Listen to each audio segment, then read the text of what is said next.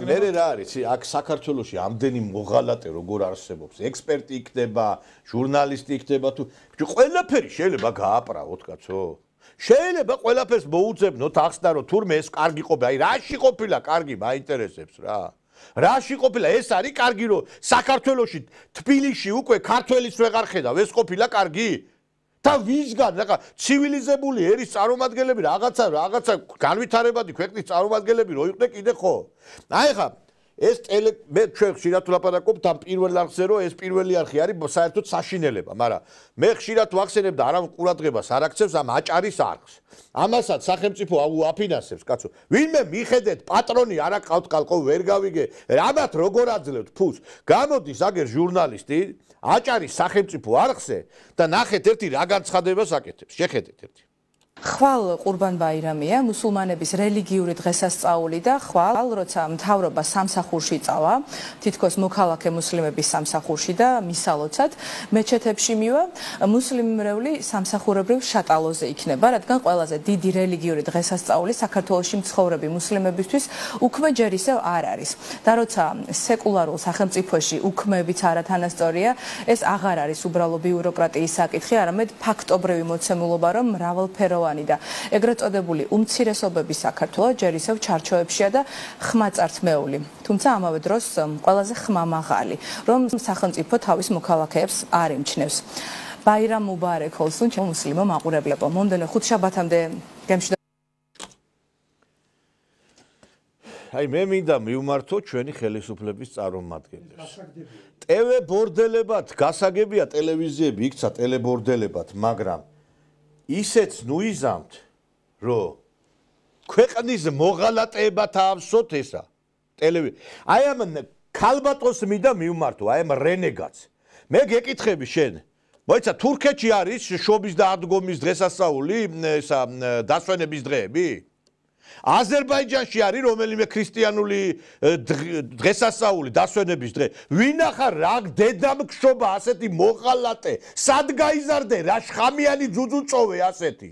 როდესაც შენ ქრისტიანულ ტაძრებს ბოსლებად იყენებენ, შენ მეზობლად. როდესაც ქრისტიანული რჯული დაათმობინებს, როდესაც ხალხს ატყავებდნენ და დღესაც მეჩეთებად არის ქცეული ჩვენ მეზობელ ქვეყნებში, რანაირად გამოდიხარ შე არა ადამიანო და ლაპარაკობ რომ თურმე, ესე იგი მე პირადად არანაირი პრეტენზია არ მაქვს, ბევრი მეგობარი ყავს, მაგრამ რანაირად აცხადებ იმას, რომ საქართველოში უნდა იყოს, ესე იგი მუსლიმური დღესასწაულები დასვენების დღე. შენ ნორმალური თუ ხარ საერთოდ შვილო რატო აჩერებთ აი ამ არ რენეგატს ტელევიზიაში მე მაინტერესებს ვინმე გაბედავს ეგეთ რაღაცას თურქეთში რო თქვას ვინმე გაბედავს თავს მოაჭრიან იმ წუთასვე მე მივმართავ ვინ არის ეს ნაძირალა ამ ტელეკომპანია აჭარის ხელმძღვანელი ვინ არის არაკაცი ვინც ხელმძღვანელობს ამას აი ესეთი ჟურნალისტები, პატიოსანი ჟურნალისტები, ხალი გამოდის და ლაპარაკობს, რომ რატო არ არის ჩვენთან დღესასწაულიო მუსლიმური ისაო. ეს ნაძირალა ესა რა. ფული აქვს აღებული, მაგრამ ესეთი ეხლა ვერ გავიგე, ყველა ნაძირალა რატო შეყარეთ ამ სახელმწიფო არხებზე, მაინტერესებს რა. და მე გამოვა ვიღაცა არაკაცი ექსპერტი და დაწერს რომ იცით რა არის ვინმე იძახის კაცო ჩვენი ძმები არიან პატივს ავცემ რაღაცა მაგრამ არის რაღაცა ჩარჩოები კაცო არის ჩარჩოები ესე იგი ეს ეხლა აკეთებს პროვოცირებას ეთნიკური შუღლის გაღვივებას ეს არ არაობა აი ხა ამას როგორ აჩერებთ ტელევიზიაში როგორ აჩერებთ თქვენ მე პატრონი ყავს საერთოდ ამ აჭარას საერთოდ და მინდა მივმართო ხელისუფლებას ჩვენ რო ბლოკავდა სილქნეზე რო არ გვიშვებთ და ბოდიში და გადასახლებული მგონია ჩემი თავი მოცილებული ვარ ყველაფერს საერთოდ რა და მაინც ყველაზე მაღალი რეიტინგი მაქვს იმ აჭარის არხზე და იმ პირველ არხზე ერთი ვახო ხუზმიაშვილი გამოდის ნორმალური გადაცემას აკეთებს დანარჩენი არის საშინელება აქ რა ის ვახოც კიდე რა ვიცი დღე-დაღამე ნაცები უძის კიდე რა სხვა არავინ არ არის იქ ვერ გავიგე რა უბედურებაა ესა რა არის ეს შეიძლება არხზე გამოიყვანო ესეთი არარაობა შეიძლება გამოიყვანო ადამიანი და მოათხოვინო რომ ესე იგი რა ქვია მუსლიმური დღესასწაულები იყოს ფული აქვს აღებული სპეცსამსახურებისგან უცხოეთის სპეცსამსახურებისგან ეხლა ვერ დავასახელ დოკუმენტი არ მაქვს ხელში მაგრამ ეხლა თუ ელტონ ჭყონიას განღებულობს ეს ორი ხელიდან წასული ნანუკა ქაჯი და ესა რა ქვია ეს მარიამ გაფრინდი თუ მოფრინდი ეგ არის მარიან გაფრინდაშვილი კი არა ეგ არის მარიან მოფრინდაშვილი რა ეს უტვინო ეგა რა უტვინო გეუბნები დალაღებულები არიან და ამათ ახლა არაფრის ინდის ნამუსი არ აქვს ხო და თუ ეს აძლევს ისა ელტონ ჭყონი აძლევს 30000 ლარს ამას თქვენ რატო გამორიცხავთ რომ ახლა აი ამ ქალბატონსაც მაგალითად რომელიმე უცხო ქვეყნის ჩვენი მეზობელი უცხო ქვეყნის სპეცსამსახური უხდიდეს ფულს და ეუბნებოდეს რომ აი შენ ამას ასე იტყვი და შენ კიკუთ უმანი სიმბოლურად ვამბობ რა თქვენ რატო გამორიცხავთ ამას არა მე იტყვია ბერია ხალხს ხრიტავდაო აი სიამოვნებით ეხლა მე აი ეს ადამიანი ეს ჟურნალისტი აი ძველი რო იყოს დასახურეტი არის მე ვამბობ ეს ჟურნალისტია საერთოდ ვინ არის ეს მოღალატეებით არის სავსე ყველა ტელევიზია რა კიდევ ერთხელ ვაცხადებ მე რომ აი შეიძლება ესეთი ვიღაცა იყოს საქართველოში მე არ ეს ქართველია საერთოდ ამას აქვს ქართული სახელი და გვარი მე შემთხვევით წეღან არ მithქვამს ეგა და ვიმეორებ საქართველოში სიკვდილის დასჯაზე უნდა გამოცხადდეს მორატორიუმი. უნდა დახრიტო რა. აი ეს პირველია, ესეთი ნაძირალა უნდა დახრიტო. მორატორიუმია გამოსაცხადებელი სიკვდილის დასჯაზე და გიორგი ბარამიძე, მეგის ქარდავა, კოხტა კოდუა, ბაჩუ ახალაია, დათა ახალაია, მიხეილ სააკაშვილი ამით უნდა დამეწყო. აი ეს ხალხი, ეს კატეგორია, ეს ადამიანები გიორგი თარგამაძე, ჰალსუხიანი ხვლიკი, ნაძირალა. ასევე აი ეს ისინი რო არიან ძმები კიდე ეს ლევან ქარდავა, აი ეს გია დგებუაძე, მეცახელად მასტერა. აი ესენი ეს ხალხი, აი ამ კატეგორიის ხალხის გია ლორდკიფანიძე, გაქცეულები რო არიან, ზურაბ ადეიშვილი.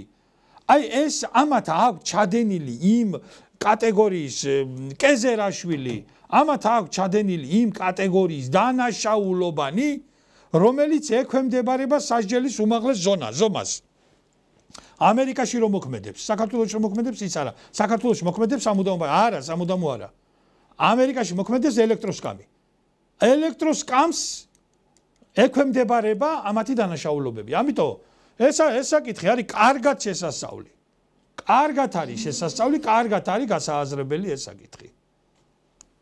აი ხლა ბედნი აი ამ ჟურნალის აი მოღალატე ადამიანს მე და მივმართო. ალბათ ეხა მაყოფილი ხარ აი ამას თბილისის ქუჩებში რო უყურებ ალბათ აგერ აი.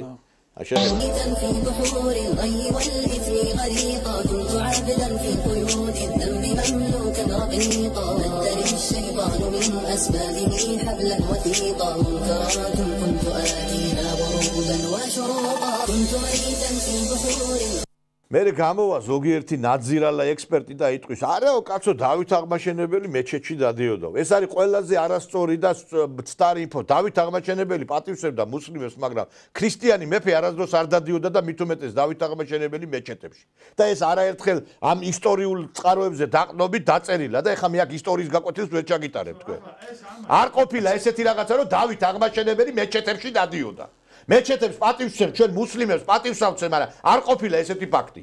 ამათ აიტაცეს ამ სულელებმა. ეს იდიოტები ეს. ისტორიული ფაქტი, რომ ეს ერთი-ორი ისტორიკოსი იტყოდა კიდევ. არა, ფაქტი იყო ასეთი. არა, ვიღაცა იტყოდა. რომ დავით აღმაშენებელი განჯის ყათთან, სასულიერო რიდელთან, როგორც ცნობილია, სასულიერო, აი ამ რა ქვია, საღვთისმეტყველო საკითხებზე პოლემიკა ჰქონდათ.